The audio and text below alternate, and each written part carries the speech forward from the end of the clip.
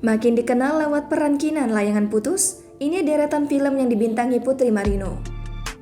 Putri Marino makin dikenal publik lewat aktingnya di series Layangan Putus sebagai Kinan.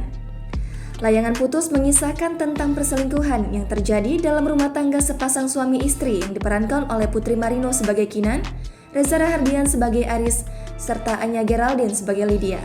Lewat series Layangan Putus ini pun Putri Marino menuai banyak pujian dari netizen karena aktingnya yang sangat luar biasa menghayati. Sampai-sampai ada satu scan yang sangat viral di media sosial dan diparodikan oleh netizen dalam berbagai bahasa.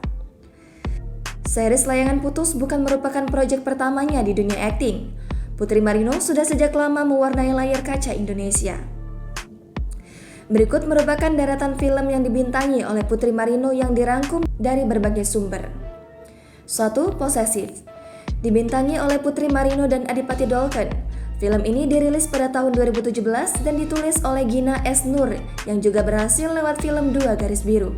Film Posesif berkisah tentang seorang siswi SMA bernama Lala yang diperankan oleh Putri Marino.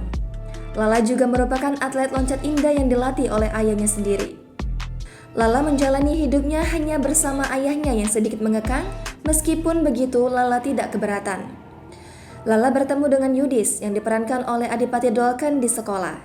Lalu mereka saling jatuh cinta dan berpacaran. Keduanya pun sangat bahagia, namun lama-kelamaan Yudis mulai memperlihatkan sisi posesif dan agresifnya yang membuat Lala tidak nyaman.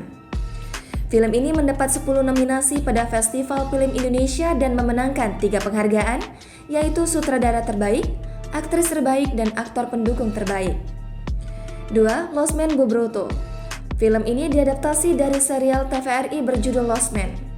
Film bergenre family drama ini dirilis pada 2021 dan dibintangi oleh aktor-aktor ternama yaitu Maudy Ayunda, Mathias Mukus, Maudy Kusnaidi, hingga Putri Marino. Berkisah tentang tempat penginapan di Yogyakarta. Pemilik Lost Man ini adalah Pak Broto dan Bu Broto serta ketiga anaknya. Ketiga anaknya memiliki masalah masing-masing dan perlu dihadapi. Namun suatu ketika, datang masalah yang sangat berat menimpa keluarga Broto. 3. Cinta pertama, kedua, dan ketiga. Film ini ditulis dan disutradarai oleh Gina S. Nur. Dalam proyek Gina S. Nur kali ini dibintangi oleh Putri Marino dan Angga Yunanda. Film Cinta Pertama, Kedua, dan Ketiga yang mengangkat kisah romansa antara Putri Marino dan Angga Yunanda ini akan tayang pada tahun 2022. Bukan hanya itu, Putri Marino juga membintangi film Terima Kasih Cinta, Jelita Sejuba, Sultan Agung, Tahta Perjuangan dan Cinta Menunggu Pagi, dan Mau Jadi Apa.